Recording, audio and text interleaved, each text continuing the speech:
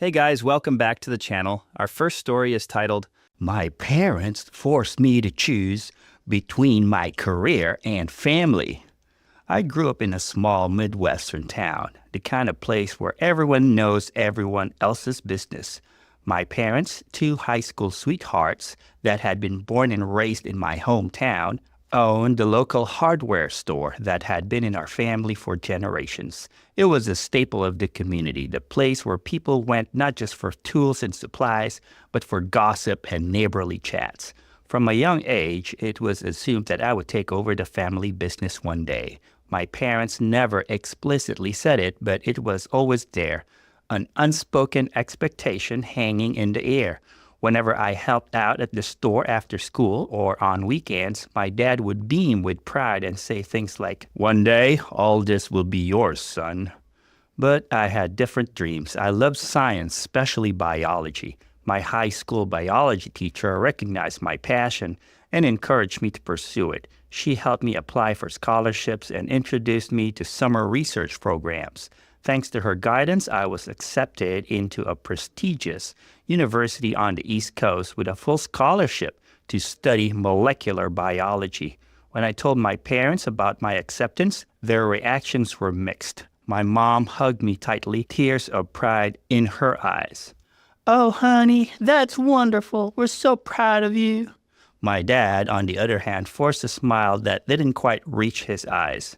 "That's great, son. Really great. But, what about the store? You know, your future is here with a family business." I tried to reassure him. "Dad, it's just college. I'll be back for summers and holidays. We can talk about the store later." He nodded, but I could see the worry in his eyes. Little did I know this was just the beginning of a long and difficult journey. College was everything I had hoped for and more. I threw myself into my studies, loving every minute of it. The labs, the research, the intellectual discussions with my professors and peers. It was a whole new world, and I was thriving. During my sophomore year, I landed an internship at a cutting-edge biotech company. It was there that I discovered my true passion, gene therapy. The idea of using genetic engineering to cure diseases fascinated me. I worked harder than ever, determined to make a career in this field. My enthusiasm must have shown because at the end of the internship, my supervisor pulled me aside. "Alex, you've got real talent. If you're interested, we'd love to have you back next summer. And who knows, play your cards right and there might be a job waiting for you after graduation." I was over the moon. This was everything I had ever wanted, but my excitement was short-lived. When I went home for Christmas break, I found my dad waiting for me with a serious look on his face.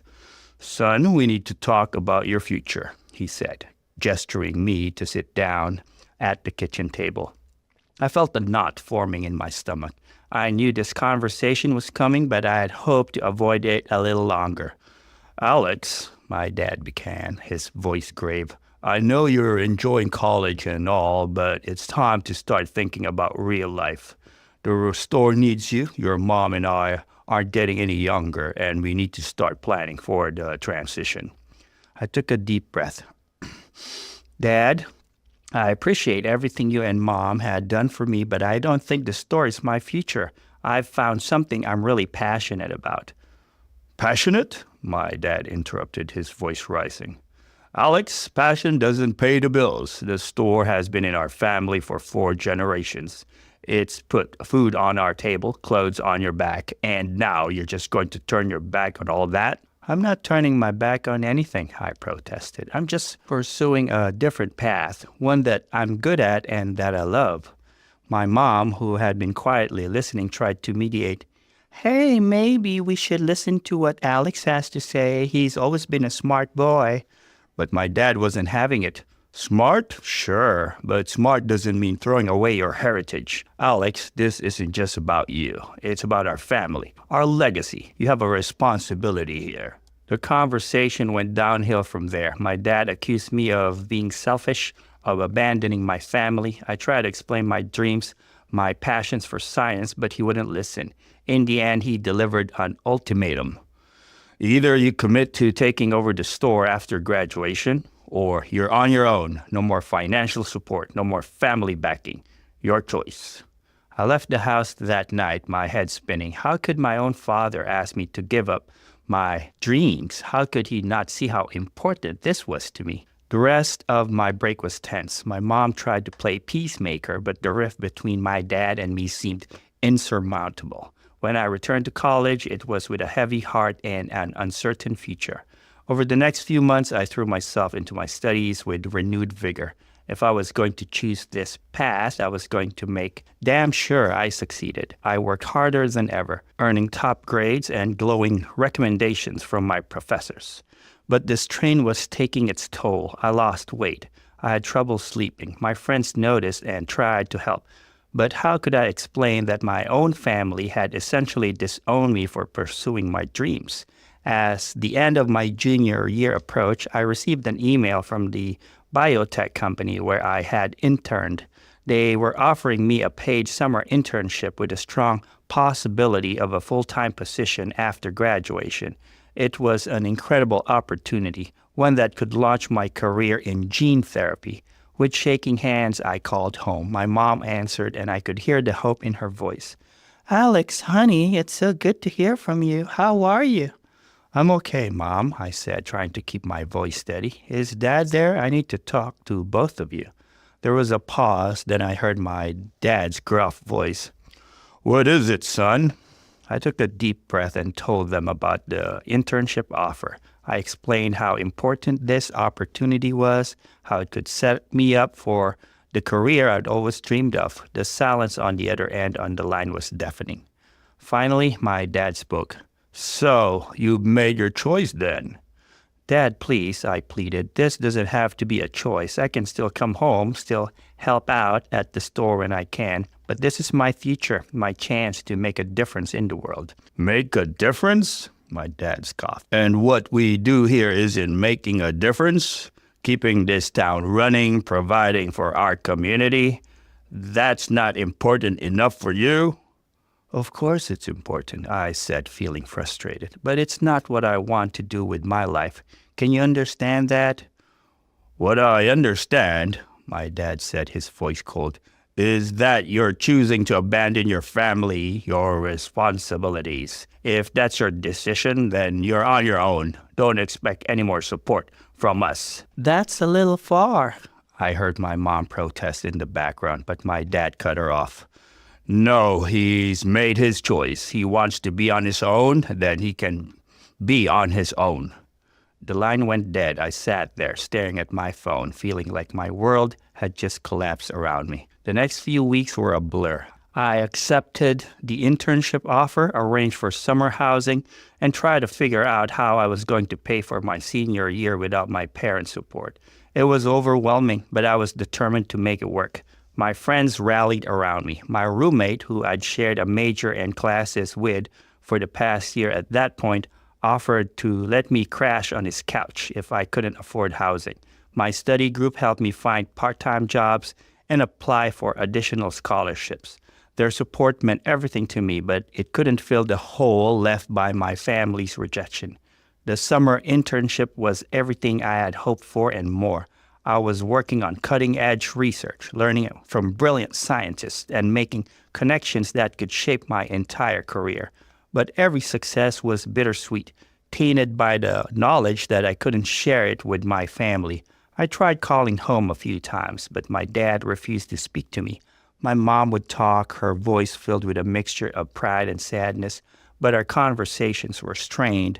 She was caught in the middle, torn between her husband and her son, and I hated putting her in that position. As my senior year began, I threw myself into my studies with a vengeance. If I was going to make this work, I needed to be the best. I took on extra classes, volunteered for additional lab work, anything to make myself stand out. The stress was enormous. There were nights when I'd find myself staring at the ceiling, wondering if I'd make the right choice. The thought of my parents' disappointment, of the rift in our family, was almost unbearable. But then I'd think about the work I was doing, the potential to help people, to cure diseases, and I knew I couldn't give up. It was during one of these late-night study sessions that I received an email that would change everything. The biotech company I had interned with was offering me a full-time position upon graduation, not just any position, but a spot on their elite gene therapy research team. It was a dream come true, the opportunity of a lifetime. With shaking hands, I called home once again. This time, my mom answered. "Alex, is everything okay?" she asked, concern evident in her voice. "Everything's great, Mom," I said, trying to keep the excitement out of my voice. "Is Dad there? I have some news I want to share with both of you." There was a pause. Then I heard my dad's voice, gruff as ever. "What is it, Alex?" I took a deep breath and told them about the job offer. I explained what it meant, the potential impact of the research I'd be doing. As I spoke, I felt a glimmer of hope. Surely, now that they could see the results of my hard work, they would understand. The silence that followed was deafening. Finally, my mom spoke. "Oh, honey, that's wonderful. We're so proud of you." But my dad's reaction was not what I had hoped for. "So, this is it then," he said, his voice cold. "You're really turning your back on the family business for good." "Dad, please," I pleaded. "This isn't about turning my back on anything. This is about following my dreams, about using my skills to make a real difference in the world." "And what we do isn't making a difference?" my dad shot back. "Keeping this town running, providing jobs, being a part of this community, that's not important enough for you?" "Of course it's important," I said, feeling that frustration rise in my chest. "But it's not what I want to do with my life. Can't you understand that? Can't you be happy for me?" There was a long pause. When my dad spoke again, his voice was quiet but firm. "I understand that you've made your choice, Alex. And now you have to live with it. Don't expect any support from us moving forward. You wanted to be on your own, so that's what you'll be." The phone went silent. I sat there staring at my phone, a mixture of emotions swirling inside me. Anger, hurt, disappointment, but also a steely resolve. I had made my choice and I was going to see it through. The next few months were a whirlwind. I threw myself into my final semester, determined to graduate with honors. The job offer was a light at the end of the tunnel, pushing me forward even on the darkest days. My friends continued to be my rock. They helped me navigate the financial aid office, find affordable housing options, and even threw me a graduation party when my family didn't show up for the ceremony. Their support meant everything to me, but it couldn't completely fill the void left by my family's absence. Graduation day was bittersweet. As I walked across the stage to receive my diploma, I scanned the audience, hoping against hope to see my parents' faces. But they weren't there. The seats I had reserved for them remained empty, a stark reminder of the choice I had made. As I started my new job, I threw myself into the work with everything I had. The research was fascinating, the potential for breakthroughs exhilarating. I worked long hours, often being the first one in the lab and the last one to leave. My colleagues were impressed with my dedication. "Alex, you're doing great work," my supervisor told me one day. "But don't burn yourself out. Make sure you're taking care of yourself too." But the truth was, work was all I had. Without my family, without that connection to my roots, I felt adrift. The long hours and intense focus were a way to fill the void, to silence the doubts that crept in during quiet moments. Months passed, then years. I made significant progress in my research, earned accolades from my peers, and published several papers in prestigious scientific journals. But each achievement felt hollow without my family to share it with. I tried reaching out a few times in the early years. I sent cards on birthdays and holidays, left voicemails that went unreturned. My mom would occasionally send a brief text or email, but it was clear she was caught in the middle, trying not to take sides. Eventually, even these small communications dwindled to nothing. As I approached my 30th birthday, I found myself at a crossroads in my career. Our team had made a breakthrough in gene therapy for a rare genetic disorder. The results were promising and there was talk of clinical trials. It was everything I had ever dreamed of professionally, but the personal cost was becoming increasingly apparent. I hadn't been home in years. I had missed weddings, funerals, and countless family gatherings. The few friends I had made in the city often invited me to social events, but I usually declined, preferring the solitude of my lab or my apartment. One evening, as I was working late, as usual, my supervisor stopped by my bench. "Alex, I got some news," she said, her eyes bright with excitement. "The board has approved our proposal for the clinical trials. We're moving forward." I felt a surge of excitement. "That's incredible news. When do we start?" She smiled. "Soon, but first they want to appoint a lead researcher for the project. And Alex, they want it to be you." I was stunned. Lead researcher on a groundbreaking clinical trial? It was a career-making opportunity, the kind of thing scientists twice my age would kill for. "Me?" I stammered. "But I'm so young. Surely there are more experienced researchers." "There are," she agreed, "but none with your passion, your drive, or your intimate knowledge of this project. You've earned this, Alex." As the reality sank in, I felt a familiar mix of emotions. Pride in my accomplishments, excitement for the future, but also a deep aching loneliness. I had achieved everything I had set out to do professionally, but at what cost? The next few months were a whirlwind of activity. Setting up the clinical trials, coordinating with hospitals, meeting with potential participants. It was exhilarating and exhausting in equal measure.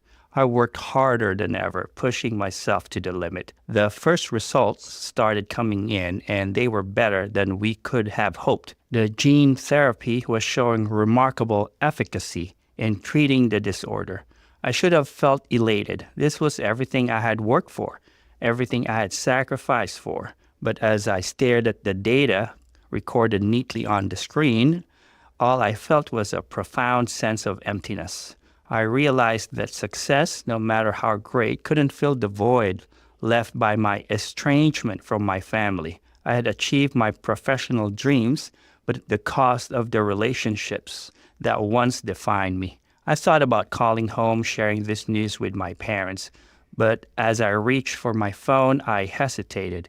It had been so long. Would they even care? Would they even understand what this meant, or would it just be another reminder of the gulf between us? In the end, I didn't make the call. Instead, I threw myself back into my work with renewed vigor. If I couldn't have a personal life, I would make damn sure my professional life meant something. The years that followed brought more success. Our gene therapy went from clinical trials to approved treatment. From the outside, I was living the dream, a brilliant scientist at the top of his field, making a real difference in the world. But inside, the loneliness grew. I watched as my colleagues got married, had children, built lives outside the lab. I remained single, married to my work. Holidays were spent in the lab or alone in my apartment. Birthdays came and went with little fanfare. As I approached 40, I found myself increasingly reflective. I had achieved everything I set out to do professionally. Our gene therapy had saved countless lives. I had the respect and admiration of my peers. By any objective measure, I was successful. But success, I had learned, was a poor substitute for family, for connection, for love. I thought about reaching out, trying to bridge the gap that had grown so wide over the years. But where would I even begin? What could I say to make up for decades of absence, of choosing my work over my family? In the end, I did what I had always done.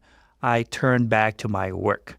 There were always more experiments to run, more data to analyze, more lives to potentially save. It wasn't happiness, not really, but it was a purpose. And for now and the foreseeable future, that would have to be enough. Here are my thoughts about this story. So Alex, our main man, talk about a roller coaster, right? At first I was like, yeah, dude, chase those dreams. Show him what you've made of. But then as the story went on, I found myself wanting to reach through my screen and shake some sense into this guy.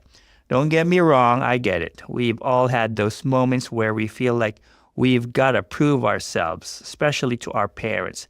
But Alex took it to a whole new level. He basically ghosted his entire family for what? A fancy job title and some science awards? Now, I'm not saying what he achieved wasn't impressive, curing diseases, saving lives. That's superhero level stuff, but at what cost, you know? It's like he traded his soul for success. And let me tell you, that's a raw deal if I ever saw one. And don't get me wrong, I'm not saying that you have to sacrifice your dreams for your family. No, that's not what I'm saying at all. But from what Alex here is telling us, it almost feels like he just didn't try. No compromise, no attempt to make them see his way. Nothing, just random calls to update them on his success. I don't know where this miscommunication came from, but dude, they're not worried about your job success. They're worried about the business that you yourself first declared that you had intentions to run, but then ditch for your fancy new job with a blatant expectation that they just forget about it and support you. That's not how the world works. Sorry if you're disappointed. The story, especially its ending, was heavy as hell though. Man, I could almost feel the weight of all those missed years, all those lost connections. It's like he woke up one day and realized he's been sprinting on a treadmill for years, thinking he was getting somewhere, but he's still in the same empty room. And you know what? I'm not sure a lot of us have been there, not to that extreme, but I'm sure we've had those moments where we're grinding away at work, thinking we're killing it, and then we look up and realize we've missed like 3 family dinners in a row. It's scary how easy it is to get caught up in the hustle and forget about the stuff that really matters. But here's the thing that's bugging me. Why didn't anyone try to stop him? Where were his friends, his colleagues? I mean, his supervisor seems nice and all, but didn't she ever think, hey, maybe I should tell this kid to take a vacation before he turns into a work-obsessed robot? I guess it goes to show that sometimes people can be drowning right in front of us and we don't even notice. And don't even get me started on his parents. I get that they were hurt, but to just cut off their kid like that for following his dreams, that's some cold stuff right there. I mean, pick up the phone, write a letter, something. Family is supposed to be there for you, even when you're being a stubborn idiot. But you know what really gets me? The ending. It's like after all these years, Alex finally realizes what he's lost and he's just stuck. He wants to reach out, but he doesn't know how. And man, I wanted to jump into the story and be like, dude, just call them, send a text, anything. It's wild how we can build these walls around ourselves, brick by brick, until we're trapped inside, and then we look around and wonder how we got there. I guess the moral of the story is balance. Like, chase your dreams, absolutely, but don't forget to bring the people you love along for the ride. Because at the end of the day, what's the point of reaching the top if there's no one there to high-five you when you make it? This story's got me thinking about my own life, you know? Am I spending enough time with my family, my friends, or am I too caught up in my own stuff? It's a wake-up call for sure. And now, guys, we will move on to the second story of the video. Please like the video if you have enjoyed it so far. The story starts like this. My sister's lies turned my family against me. I never thought I'd be sitting here alone in my apartment on Thanksgiving, scrolling through photos of my family celebrating without me.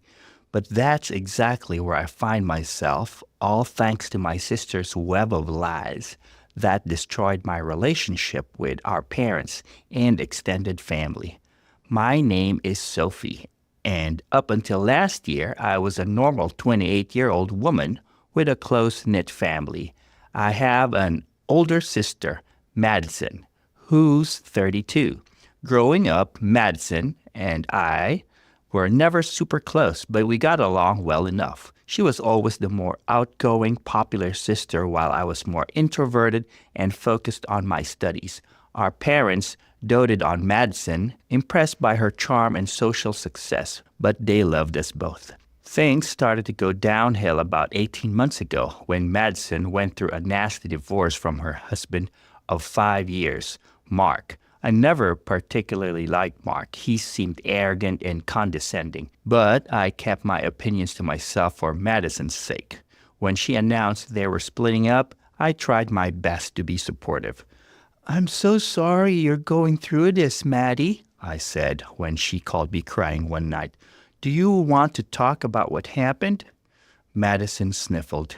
"He cheated on me, Sophie, with his 22-year-old intern.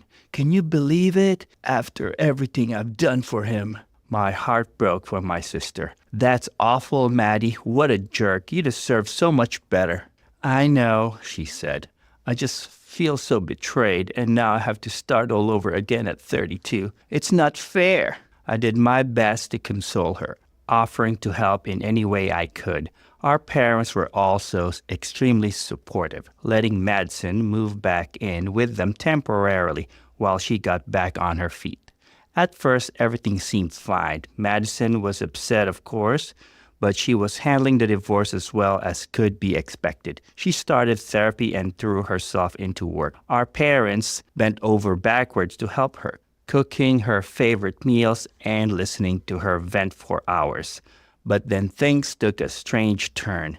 About 2 months after moving back in with our parents, Madison started making odd comments about me, little digs here and there, usually when our parents were around. "Must be nice to have a cushy office job like Sophie," she'd say with a tight smile. "Some of us actually have to work hard for a living." I brushed it off at first. Madison was going through a tough time, so I figured she was just lashing out. But the comments kept coming, getting more pointed and mean-spirited. One night at a family dinner, Madison turned to our mom and said, "Did Sophie tell you she ran into Mark the other day? Apparently, they had quite a nice little chat." I nearly choked on my water. "What? No, I didn't see Mark." Madison's eyes narrowed. "Don't lie, Sophie. He told me all about it." "Madison, I honestly have no idea what you're talking about," I insisted. "I haven't seen or spoken to Mark since before your divorce." Our parents exchanged word glances. "Girls, let's change the subject," our dad said firmly. But the seed of doubt had been planted. After that, I noticed our parents watching me more closely, as if trying to catch me in a lie. Things escalated quickly from there. Madison started telling our parents and extended family members elaborate stories about things I had supposedly done or said. According to her, I was bad-mouthing her to mutual friends, trying to sabotage her job prospects, and even flirting with her ex-husband. "I can't believe you're spreading rumors that I'm unstable and unfit to work," Madison screamed at me one day. "The head of HR at the company I interviewed with is friends with your coworker. They told me what you've been saying." I was stunned. "Madison, I would never do that. I don't even know anyone in HR at that company. Please, you have to believe me." But she wouldn't listen to reason. Every time I tried to defend myself, she'd twist my words and accuse me of gaslighting her. Our parents didn't know what to believe. They tried to stay neutral at first, but Madison's constant tears and accusations slowly wore them down. I could see them starting to look at me differently, with suspicion and disappointment in their eyes. "Sophie, we raised you better than this," my mom said one day. "If you're having issues with your sister, you need to talk to her directly instead of trying to sabotage her life." "But Mom, I'm not doing anything," I protested. "Madison is making all of this up. I would never try to hurt her." My dad shook his head. "Where there's smoke, there's fire, Sophie. Madison has no reason to lie about this. We thought we could trust you, but clearly we were wrong." I felt like I was living in some kind of nightmare. No matter what I said or did, my family refused to believe me. Madsen had them all completely fooled with her act as the wounded victim. As the weeks went by, Madsen's accusations became more frequent and outlandish. She claimed I had stolen money from her bank account, despite the fact that I had no access to her finances. She told our parents I was spreading vicious rumors about her at my workplace, even though I worked in a completely different industry and none of my colleagues even knew her. One particularly hurtful incident occurred at our cousin's wedding. I had been asked to be a bridesmaid, and I was excited to celebrate with family. But as soon as I arrived at the rehearsal dinner, I could tell something was wrong. People were whispering and giving me strange looks. Later that night, my cousin pulled me aside with tears in her eyes. "Sophie, I'm so sorry, but I have to ask you to step down as bridesmaid," she said. "What? Why?" I was shocked. She looked uncomfortable. "Madsen told us," she said, "you've been sending threatening messages to her new boyfriend. She showed us screenshots. I just can't have that kind of drama at my wedding." I was floored. "That's ridiculous. I've never even met Madison's new boyfriend. She's lying to you." But my cousin just shook her head sadly. "I'm sorry, Sophie. I don't know what to believe anymore. I think it's best if you just don't come to the wedding at all." I left the rehearsal dinner in tears, humiliated and angry. Madsen had managed to ruin yet another important event in my life with her lies. The situation at home became unbearable. Madsen would put on an act of being terrified whenever I was around, cowering and trembling if I entered a room.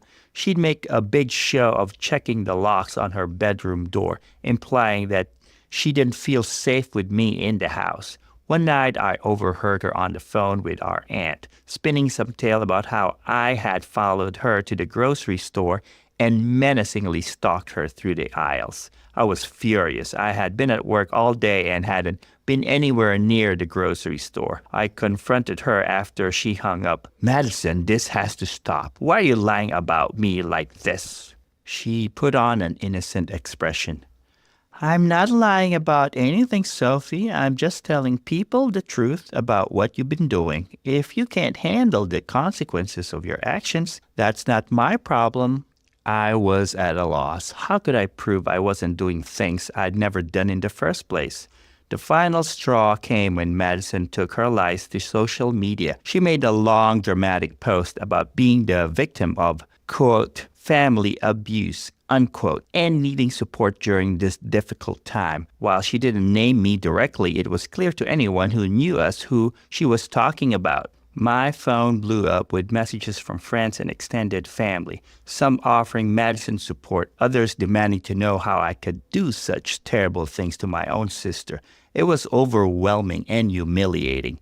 I tried to defend myself, posting my own statement about the false accusations, but Madison had already poisoned everyone against me. My post was met with accusations of gaslighting and further attempts to manipulate the situation. Things came to a head at our annual family reunion last summer. As usual, our parents hosted the event at their house, with aunts, uncles, and cousins coming from all over to attend. I almost didn't go, knowing Madison would be there, but I hoped that being around extended family might help smooth things over. I couldn't have been more wrong. From the moment I arrived, I could feel the icy stares and hear the whispered comments. Clearly, Madison had been busy spreading her lies to the entire family.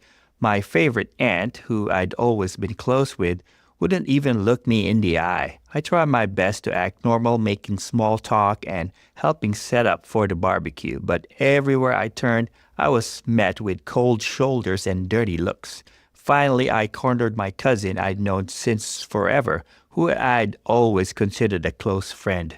"Hey, what's going on? Why is everyone acting so weird around me?" She shifted uncomfortably. "Come on, Sophie, don't play dumb. We all know what you've been doing to Madison. It's disgusting." "What are you talking about?" I asked, my heart sinking. "Madison told us everything," she hissed. how you've been sending anonymous threatening letters to her, hacking her email and social media to post embarrassing things. He even showed us screenshots of the awful messages you've been sending her. I felt like I've been punched in the gut. I swear to you, none of that is true. Madison is lying about all of it. You have to believe me. But she just shook her head in disgust. I can't believe you're still denying it. We've all seen the evidence, Sophie. Just admit what you did and apologize. I was at a loss for words. Madison had clearly gone to elaborate lengths to fabricate evidence against me. How could I possibly defend myself against screenshots and documents I'd never even seen? Throughout the day, I overheard snippets of conversation that made my blood run cold. Apparently, Madison had told everyone that I had been stalking her, leaving threatening notes on her car, and even tried to sabotage her new relationship by sending inappropriate messages to her boyfriend, pretending to be her. The final straw came later that afternoon. I was in the kitchen getting a drink when I overheard Madison talking to our parents and a group of relatives on the back porch. I didn't want to say anything, Madison said in a trembling voice, but I'm scared for my safety. Sophie's been stalking me, following me to work, sitting outside my apartment. I think she might try to hurt me. I couldn't take it anymore. I stormed out onto the porch, shaking with anger and hurt. How dare you? I shouted. How can you stand there and tell such blatant lies about me? I have done nothing to you, Madison. Nothing. You're the one who's been spreading vicious rumors and turning our entire family against me. Why are you doing this? The shocked silence was deafening. Then Madison burst into tears. See, she sobbed. This is exactly what I'm talking about. She's unhinged. I don't feel safe around her.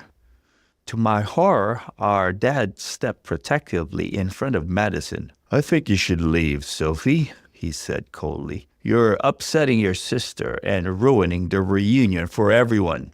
I looked desperately at my mom, silently pleading for her to defend me, but she just turned away, wrapping an arm around Madison's shoulders. Humiliated and heartbroken, I left the party. That was the last time I saw or spoke to most of my family. In the years since then, I've tried repeatedly to reach out and explain my side of the story. I've sent emails with detailed timelines proving I couldn't have done the things Madison accused me of. I've offered to take a lie detector test. I've begged them to just listen to me with an open mind. But my pleas have fallen on deaf ears.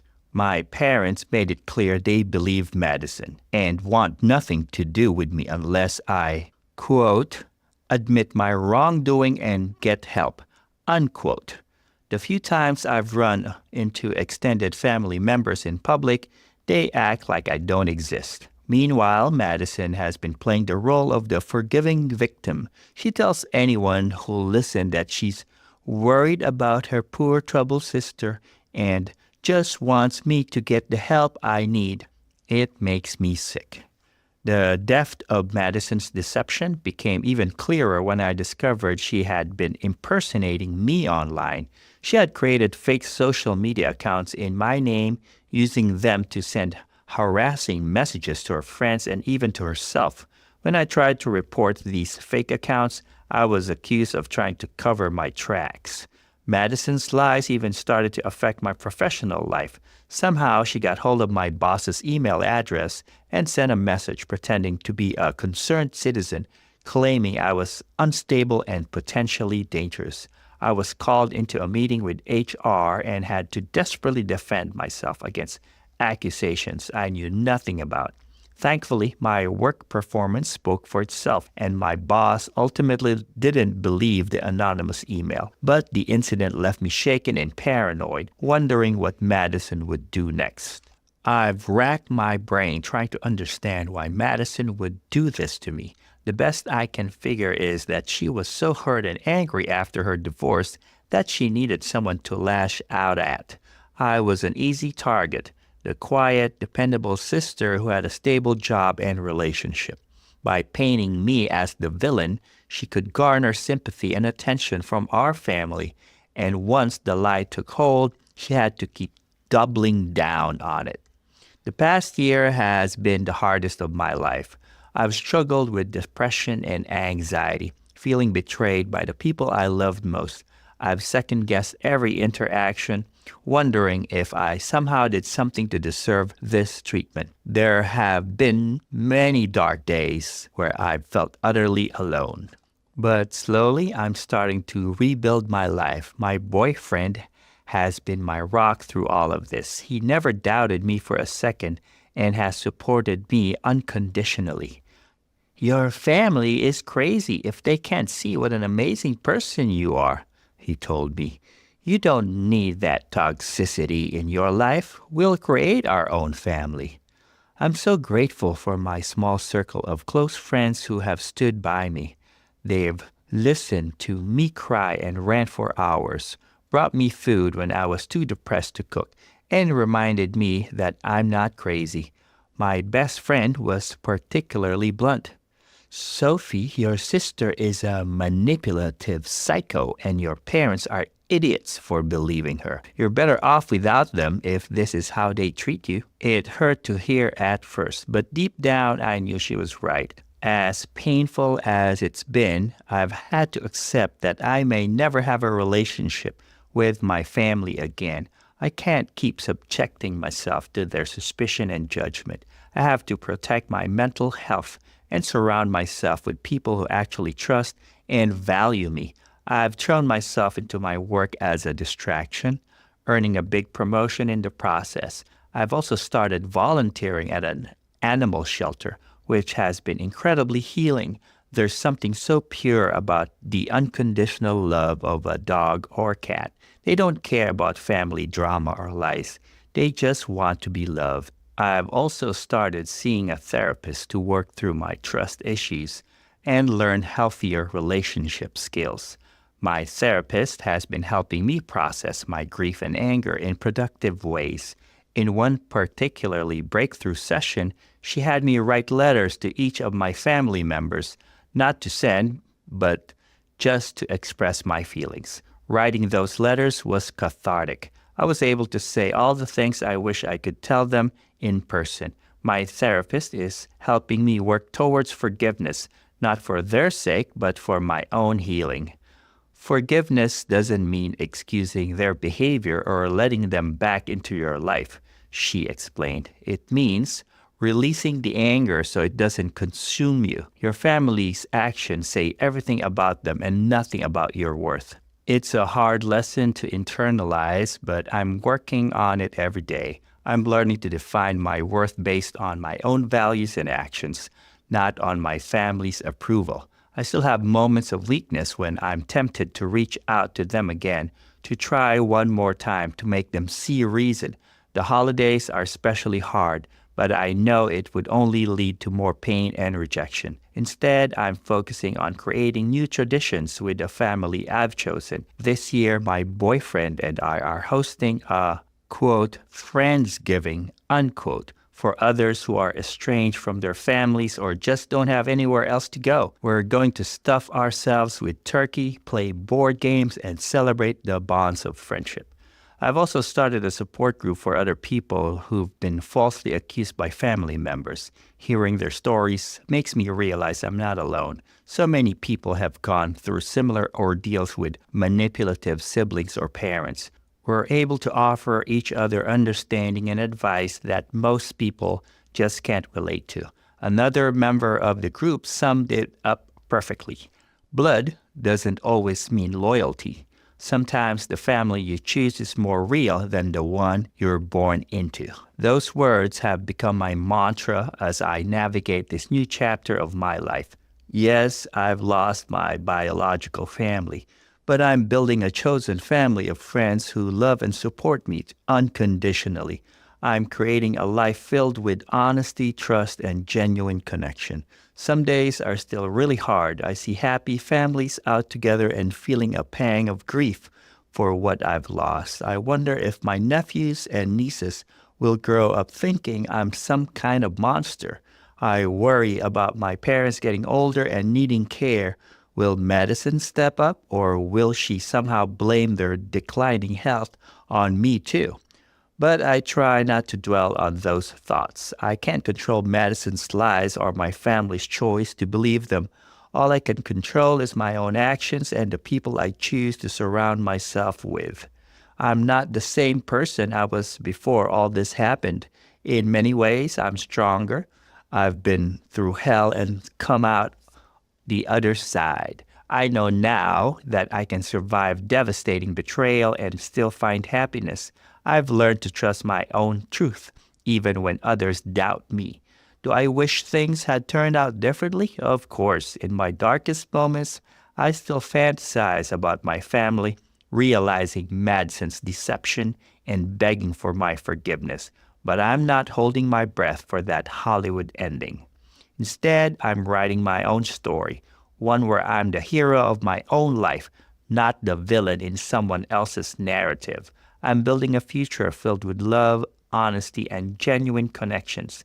And really, isn't that what family is supposed to be about anyway? So, to Madison, Mom, Dad, and everyone else who chose to believe the lies, I'm doing just fine without you. Your loss. And to anyone else out there facing false accusations from family, stay strong. Your truth matters even if others can't see it.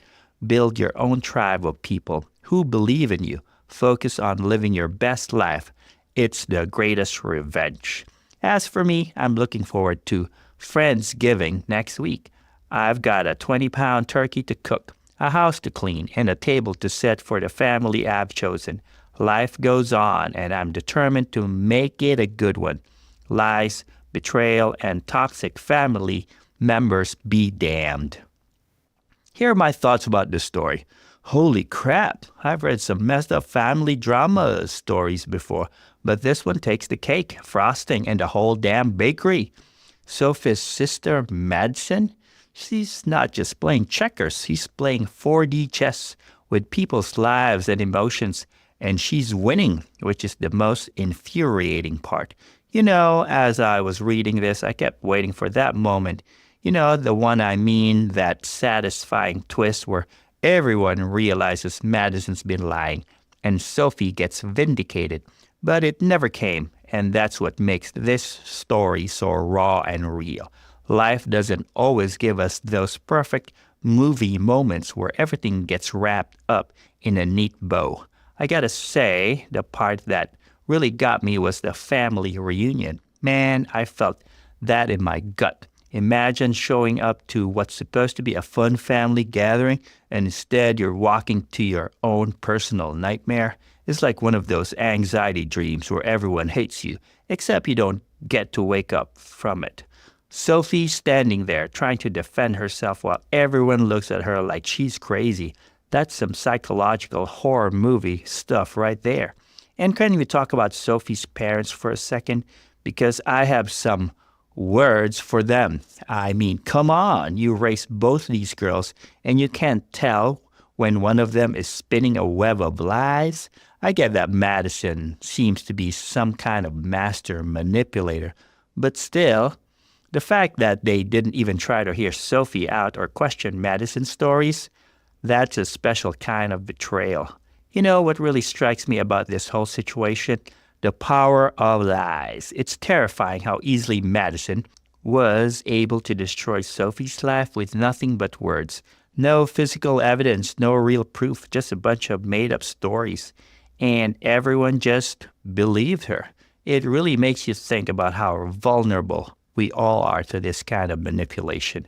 I'll be honest, folks, reading this story made me want to triple-check my social media privacy settings because, damn, Madison tactics are scary as hell.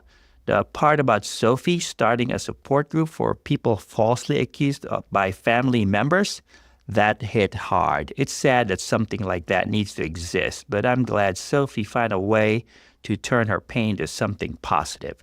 And it just goes to show how common this kind of family betrayal must be. Now, I know some of you in the comments are going to be like, Alex, why didn't Sophie just show her family proof that she wasn't doing these things?